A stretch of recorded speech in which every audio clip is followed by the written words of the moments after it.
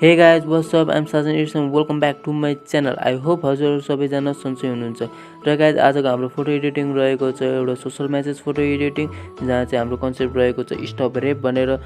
र गाइज यो फोटो एडिटिङमा मैले जति पनि ब्याकग्राउन्ड पिएनजी युज गर्छु त्यसको लिंक तल सबै डिस्क्रिप्सन बक्समा छ, त्यहाँ गएर डाउनलोड गर्न सक्नुहुन्छ। र डाउनलोड गर्दा यदि केही प्रब्लम आउँछ भनेदेखि मलाई फेसबुकमा मेसेज गर्न सक्नुहुन्छ, मेरो फेसबुकको लिंक पनि तल हुनेछ। र गाइज भिडियो मन परेमा भिडियोलाई लाइक, कमेन्ट, शेयर एन्ड च्यानलमा नयाँ हुनुहुन्छ भने च्यानल सब्स्क्राइब गर्न नबिर्सनु होला। म यस्तै नयाँ एडिटिङ लिएर गर्नेछु। अब भिडियोतर्फ जामै, लेट्स गो फर इट।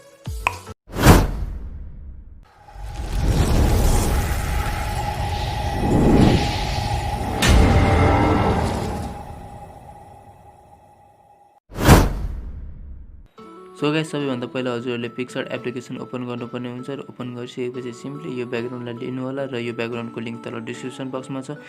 र मैले यहाँ # justice for Nirmala Pant and Samjhana भनेर लेखेको छु। अब हजुरहरूलाई एउटा मैले खाली ब्याकग्राउन्ड पनि दिनेछु, हजुरहरूलाई के लेख्नु मन लाग्छ त्यो पनि लेख्न सक्नुहुन्छ। र यही लेख्नुहुन्छ भने मैले यो ब्याकग्राउन्ड पनि प्रोभाइड गरिदिनेछु, तल गएर डाउनलोड गर्न सक्नुहुन्छ। र डाउनलोड गरिसकेपछि सिम्पली योलाई PicsAर्टमा एड गर्नु होला र एड गरिसकेपछि सिम्पली फेरि हाम्रो यहाँ एड फोटोमा जान्छ, हाम्रो मोडललाई लिन्छ फोटोलाई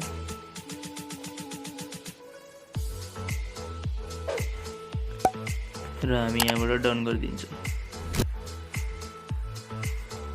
र डन गरिसकेपछि सिम्पली फेरि हामी हाम्रो एड फोटोमै जान्छौँ र एड फोटोमा गएर सिम्पली हामी यो स्टप रेप भनेर एउटा यो छ त्यसलाई हामी लिन्छौँ। हामी यहाँ यसरी राखिदिन्छौँ, सिम्पली यसरी राखिदिन्छौँ। र इरेजरमा गएर यतापट्टिको भागलाई सिम्पली यसरी इरेज गरिदिन्छौँ हल्का।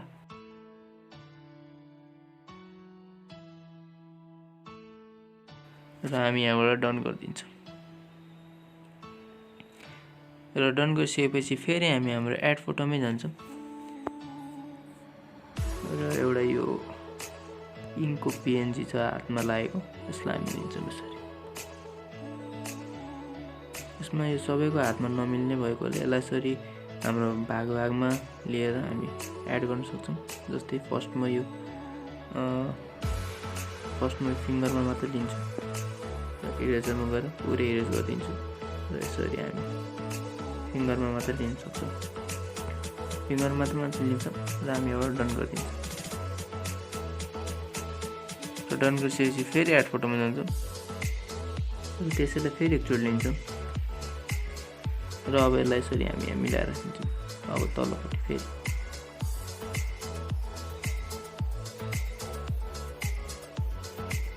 फेरि इरेजरमा गएर पुरै इरेज गरिदिन्छौँ इनबटमा गएर र फेरि हामी यसरी मिलाएर राख्छौँ।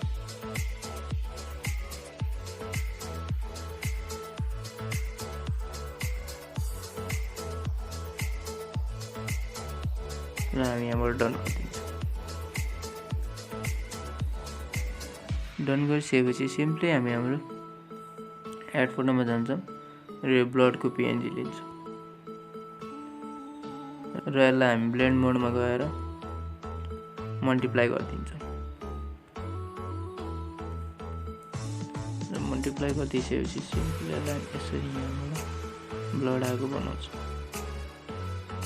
यसरी। र इरेजमा गएर पुरै इरेज गरिदिन्छ र यसरी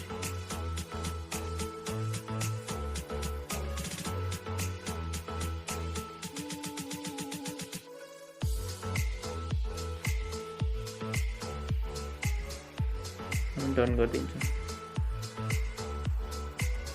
र डन गरिसकेपछि फेरि एड फोटोमै जान्छौँ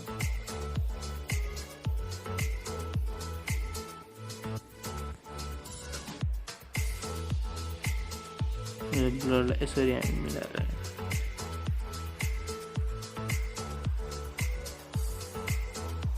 र इरेजमा गएर पुरै इरेज गरिदिन्छ र यसरी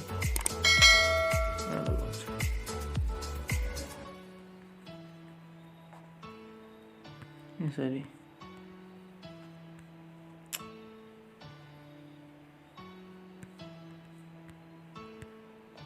हामी यहाँबाट डन गरिदिन्छौँ।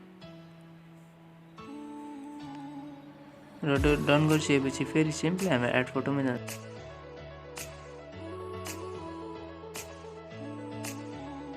लिन्छौँ र पेन्स लिएपछि यसलाई पहिला इरेजमा जान्छौँ र यतापट्टिको भागलाई इरेज गर्छौँ र डन गरेर फुल स्क्रिन गरिदिनु।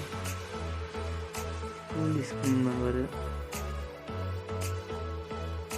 इरेजमा गएर जुन हाम्रो फेसमा आउँछ त्यसलाई हामी यसरी हेर्छौँ।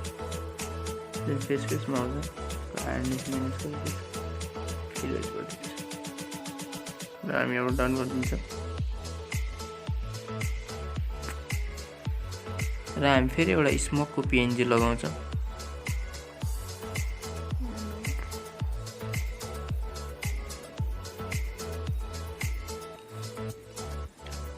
हामी एउटा स्मोकको पिएनजी लिन्छौँ र स्मोकको पिएनजीलाई यसरी फुल स्क्रिन गरेर ब्लेन्डिङ मोडमा गएर स्क्रिन गरिदिन्छ।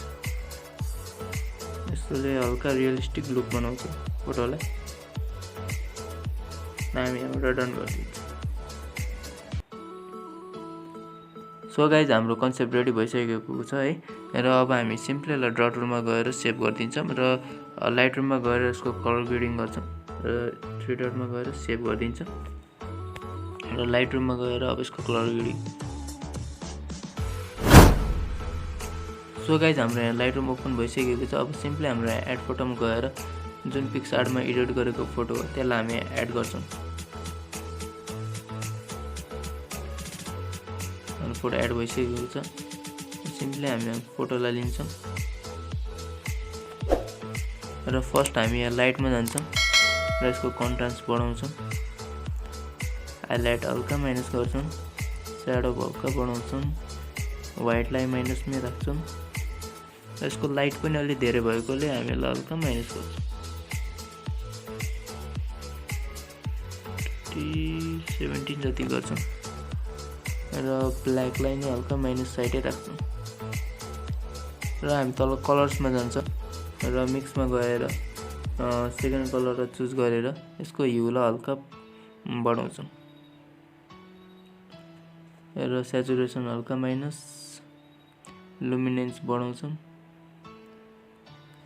र येल्लोको ह्यू पुरै माइनस, स्याचुरेसन पुरै माइनस, ग्रीनको नि ह्यू माइनस, स्याचुरेसन माइनस, यसको चाहिँ ह्यू होइन स्याचुरेसन मात्र माइनस, ब्लूको नि पुरै स्याचुरेसन माइनस, पर्पलको नि माइनस, पिङ्कको नि माइनस चाहिँ र हामी एउटा डन गरिदिन्छौँ र यसको भाइब्रेसन हल्का बढाउँछौँ, स्याचुरेसन नि हल्का प्लस साइडै राख्छौँ र टिन्टलाई नि हल्का प्लस साइडै राख्छौँ र तल हामी इफेक्टमा जान्छौँ र यसको क्ल्यारिटी बढाइदिन्छौँ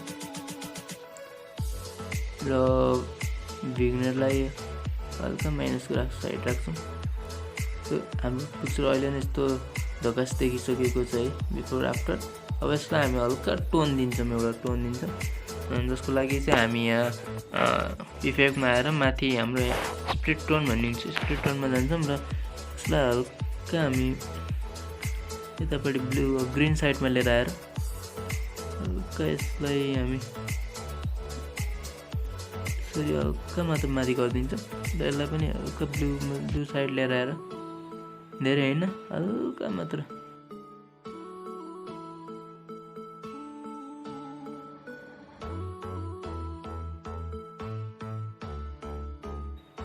हामी यसरी राखिदिन्छौँ र अब यसलाई ब्यालेन्स गर्न सक्नुहुन्छ। हजुरलाई धेरै चाहियो पुरै गर्नु होला, माइनस चाहियो पुरै माइनस गर्नु होला। मलाई हल्का प्लस साइडमा राख्छु,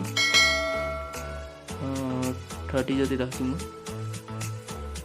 र यहाँबाट डन गरिदिन्छु र डन गरेपछि यसको क्ल्यारिटी अझै बढाउँछु हल्का र भिग्नेरलाई हल्का माइनस गर्छु, माइनस गरेपछि र यसको फेदरलाई बढाउँछु र राउन्डनेसलाई नै हल्का बढाउँछु र हामी तलपट्टि जान्छौँ, पिक्चरलाई सार्प गर्छौँ र जति पनि नोइज आउँछ सार्प गरेपछि त्यसलाई नोइज हटाउनको लागि नोइज रिड्युसिङ बढाइदिन्छु र अब हामी लाइटमा जान्छौँ फेरि एकचोटि, यसको हाइलाइट अझै हल्का माइनस गर्छौँ किनभने हाम्रो फोटो अलिक डार्कमा चाहिएको छ र हाइलाइट हल्का माइनस गर्छौँ र व्हाइटलाई नै हल्का माइनस, ब्ल्याकलाई नै हल्का माइनस र हामी एउटा डन गरिदिन्छौँ र डन गरिसकेपछि अब सिम्पली हामी हाम्रो सिलेक्टर टुलमा जान्छौँ र सिलेक्टर टुल चाहिँ लाइटरुमको प्रिमियम भर्जन या मोडरेट भर्जन आउँछ र त्यसको लिङ्क तल डिस्क्रिप्सन बक्समा दिएको छु, त्यहाँ गएर डाउनलोड गर्न सक्नुहुनेछ। र म एड फोटोमा गएर यसलाई सिम्पली यहाँबाट ग्रेनेड चुज गरेर तलबाट लाइटमा गएर एक्सपोजर माइनस यसरी र फेरि एकचोटि ग्रेनेड चुज गरेर साइडबाट हल्का माइनस र फेरि एकचोटि ग्रेनेड चुज गरेर यताबाट अनि माइनस गरिदिन्छौँ र हामी यहाँ डन गरिदिन्छौँ। सो गाइज हाम्रो कलर ग्रेडिङ चाहिँ सकिएको छ है। र अब हामी यो पिक्चरलाई बिफोर आफ्टर गरेर हेर्छौँ पिक्सआर्टमा फोटो कस्तो थियो र लाइटरुममा हामीले कलर ग्रेडिङ गरिसकेपछि फोटो कस्तो भएको छ भनेर। र बिफोर हाम्रो पिक्सआर्टमा फोटो के यस्तो प्रकारको थियो भने फोटो ब्याकग्राउन्डसँग म्याच पनि भएको थिएन र फोटो एकदम फेक जस्तो देखिएको थियो भने अब अहिले हामीले लाइटरुममा कलर ग्रेडिङ गरिसकेपछि हाम्रो फोटो एकदम झकास देखिएको छ है। र यो फोटोलाई अब हामी सेयरमा गएर सेभ टु डिभाइसमा गएर सेभ गरिदिन्छौँ। सो गाइज यो भिडियो यति नै हो। आई होप हजुरहरूलाई भिडियो मन पऱ्यो भने भिडियोलाई लाइक कमेन्ट सेयर एन्ड च्यानलमा नयाँ हुन्छ भने च्यानल सब्सक्राइब गर्न नबिर्सिनु होला। म यस्तै नयाँ एडिटिङहरू ल्याएर रहनेछु र हजुरहरूले यो फोटो एडिटिङ गर्नुहुन्छ भने # justice for Nirmala Pant and Samjhana बहिनीलाई लेख्न नबिर्सिनु होला। र गाइज अब नेक्स्ट भिडियोमा भेटौँ र तबसम्म एडिटिङ गर्नु, मौज गर्नु। Love you, by.